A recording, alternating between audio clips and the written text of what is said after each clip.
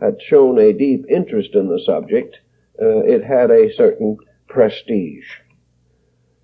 It would be quite unlikely, in fact almost impossible, that some of this psychism should not have come to the knowledge of President Lincoln. He was naturally a person given to this type of mystical experience. Therefore, he could certainly have had a sympathy for it. It is known that persons close to him were interested in psychic phenomena, and that on a number of occasions, predictions or messages or revelations, presumably from beyond the grave, which had bearing upon the condition of the country or the circumstances that lay ahead, were brought definitely to Lincoln's attention. There is no evidence whatever that he resented this. In fact, there is much evidence that he was impressed by it. So we see here practically the only metaphysical process that was then functioning in society, the rise of psychic phenomena.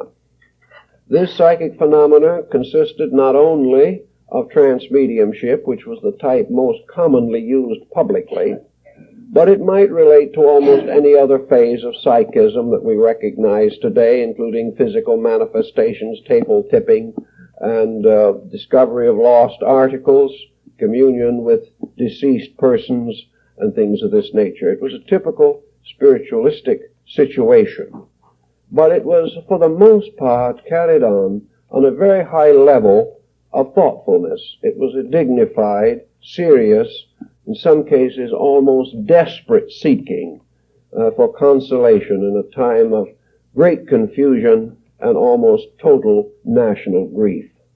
All these factors have a bearing upon the situation on hand. Now, with this little prologue to the situation, I want to bring to your attention a very unusual and I think quite a curious book, one which apparently is not as well known as it should be. The book is entitled, Was Abraham Lincoln a Spiritualist? And it was written by a Mrs. Nettie Colburn Maynard, who had some distinction and recognition as a medium. The book was published in 1891 in Philadelphia, and at the back of the book are a large group of newspaper and magazine reviews bearing upon it. The general quality of the reviews would indicate that no one seriously questioned the integrity of the author or the factualness of the book itself. Mrs. Maynard points out that in 1891, at the time of the publication of the book, many of the persons directly involved and named were still alive. That these persons would have every opportunity and right to come forward and contradict or refute if they so desired.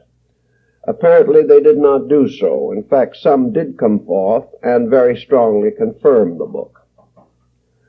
Now, the story actually is related to a young woman who during her early lifetime passed through extraordinary health difficulties.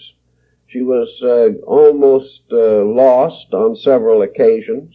As a result of this, her childhood and early womanhood were very greatly disturbed. From a very early age, she demonstrated a continuous and consistent psychic tendencies. She was surrounded by phenomena which at that time and under those conditions there seemed to be little need or reason to misrepresent. There was no particular cause or circumstance for the creation of artificial phenomena for fraud or other purposes. These people in this time especially were a very pious group, very devout people. And while occasionally professionals arose among them, it was only among these later professionals that certain doubts did arise. These persons living on farms, brought up in small communities, known to their friends and associates, were rather accepted for what they were. No one seemed to find any great reason to question them. Mrs. Maynard's book is written in a very simple style. She admits that during her youth, when perhaps she might have received formal schooling in these matters, she was too ill to study.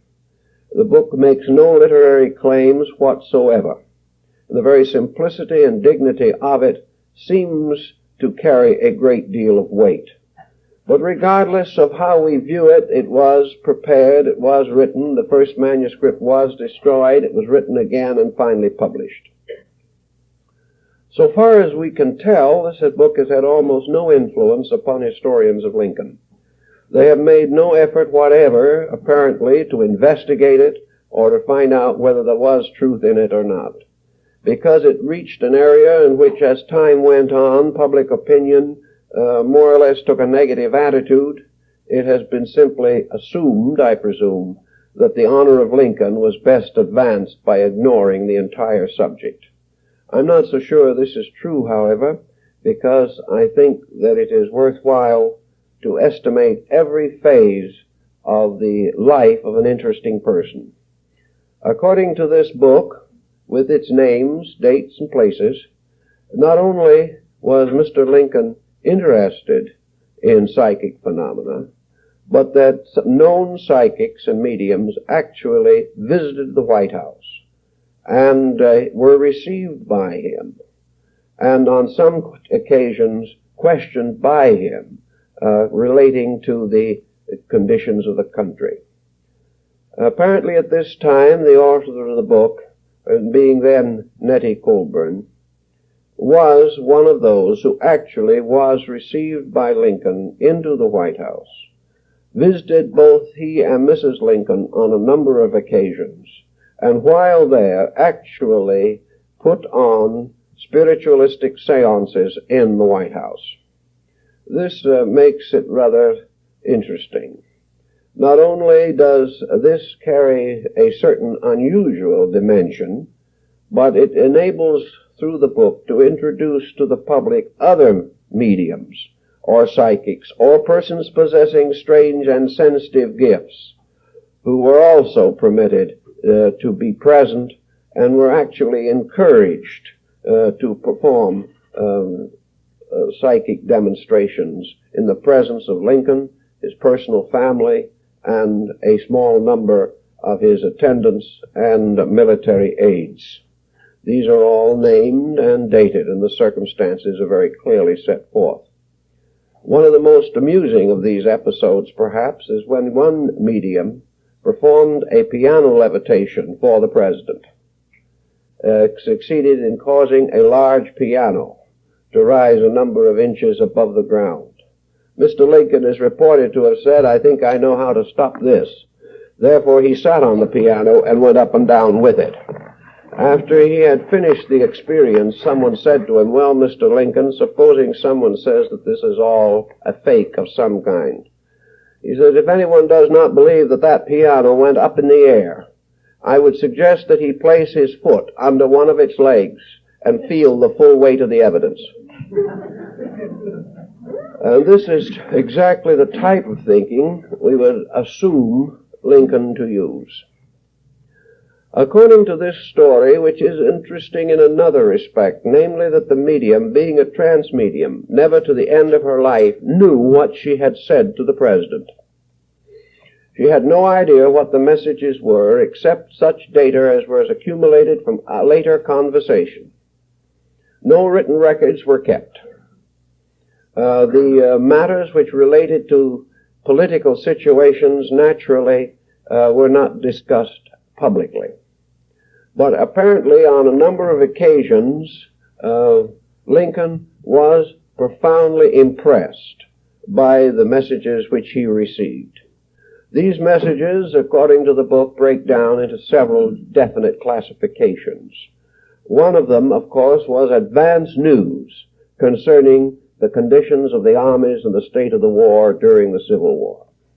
A number of historians have pointed out that Lincoln seemed to have an uncanny knowledge of what was happening in the field, and that his own conclusions were reached long before normal communications reached him, that he was aware instantly of a success or defeat, that he was very keenly kept up to date with the immediate actions of all of his generals and all of his campaigns. As it was known, many historians have noted it, that he has this knowledge. It may be that our little book here is one of the key